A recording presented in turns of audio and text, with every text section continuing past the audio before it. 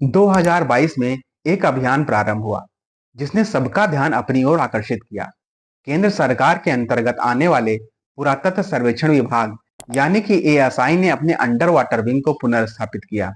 यह 2001 में प्रारंभ हुआ, परंतु इसे 2011 में फंड्स की कमी का बहाना बनाकर बंद कर दिया गया। परंतु ऐसा क्या हुआ? आखिर जो परियोजना बंद हुई वह पुनः क्यों प्रारंभ हुई? इसका संबंध एक नगरी से है, उस नगरी से जो समुद्र में समाधि बनाए हुए है। ये नगरी कभी केवल एक नगरी नहीं, एक साम्राज्य थी। यहाँ स्वयं नारायण के एक प्रभावशाली अवतार विराजमान थे। ये कथा है द्वारकापुरी की, जिनके संस्थापक थे परम पूज्य द्वारकाधीश भगवान श्री कृष्ण। द्वारकापुरी के नष्ट होने के पीछे भी अनेक किंवदंतियां हैं, परंतु जो सबसे प्रचलित है वो है यह मौसूल पर्व की किंवदंती, जो प्रारंभ हुई गांधारी के श्राप से। गांधारी ने श्री कृष्ण को श्राप दिया था कि जैसे उनके कारण उनके कुल यानी कौरवों का नाश हुआ, वैसे ही श्री कृष्ण के कुल यानी कि यदुवंश का भी नाश होगा। गांधारी को बाद में अपनी भूल का आभास हुआ, परंतु श्राप तो श्राप था, लौटाया नहीं जा सकता था। तत्पश्चात कुछ समय के बाद द्वारकापुरी में सातकी कृतवर्मा जैसे योद्धा एकत्रित हुए। ये वो लोग थे जो महाभारत में विपरीत पक्षों से लड़े एवं युद्धोपरांत जीवित भी रहे। जनश्रुतियों के अनुसार जो वार्तालाप हास्य परिहास से प्रारंभ हुआ, वह शीघ्र ही हिंसक झड़प में बदलने लगा और यदुवंशी आपस में ही झगड़ने लगे। श्री कृष्ण और बलराम से भी जब ये लोग नहीं संभले, तो ये उनके लिए संकेत था कि अब युग बदल रहा है और उनके जाने का समय आ चुका है। ऐसे में बलराम तीर्थ पर निकल गए और श्री कृष्ण योग निद्रा में लीन हो गए।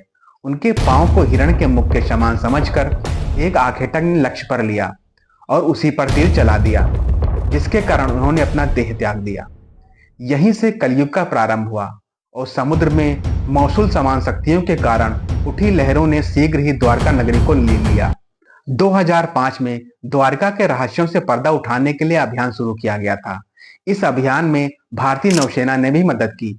अभियान के दौरान समुद्र की गहराई में कटे छटे पत्थर मिले और यहाँ से लगभग 200 अन्य नमूने भी एकत्रित किए गए, लेकिन आज तक यह तय नहीं हो पाया कि यह वही नगरी है अथवा नहीं जिसे भगवान श्री कृष्ण ने बसाया था।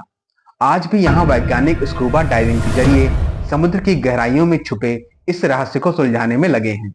दी हिंदू की एक रिपोर्ट के मुताबिक 1963 में सबसे पहले द्वारका नगरी का उत्खनन Deccan college Pune department of archaeology और गुजरात सरकार ने मिलकर किया था। इस दौरान करीब 3000 साल पुराने बर्तन मिले थे। इसके तकरीबन एक दशक बाद आर्कियोलॉजिकल सर्वे ऑफ इंडिया की अंडर वाटर आर्कियोलॉजी विंग को समंदर में कुछ तांबे के सिक्के और ग्रेनाइट स्ट्रक्चर मिले थे। इसी द्वारकापुरी में आदि शंकराचार्य द्वारा स्थापित शारदा मठ भी है, जिसे आदि गुरु शंकराचार्य ने बनवाया था। उन्होंने पूरे देश के 4 कोनों में 4 मठ बनाए थे, उनमें से एक शारदा मठ भी है। परंपरागत रूप से आज भी शंकराचार्य मठ के अधिपति हैं। भारत में सनातन धर्म के अनुयायी शंकराचार्य का सम्मान किया जाता है। एक समय था जब राम सेतु को लोग मानने से भी मना कर देते थे और उसे नष्ट करने हेतु एड़ी चोटी का जोड़ लगाने को तैयार थे, परंतु अब ऐसा नहीं है। अब शीघ्र देश की सभी सांस्कृतिक विरासतों को पुनर्स्थापित करने की दिशा में महत्वपूर्ण कदम उठाए जा रहे हैं। तो फिर श्री कृष्ण की द्वारका नगरी क्यों पीछे रहे? तो दोस्तों, ये वीडियो आपको कैसा लगा? अगर ये वीडियो आपको इन्फॉर्मेटिव लगा हो तो आपसे रिक्वेस्ट है, इसे आप अपने दोस्तों के साथ में जरूर शेयर करें और हमारे चैनल को सब्सक्राइब करें। नमस्कार।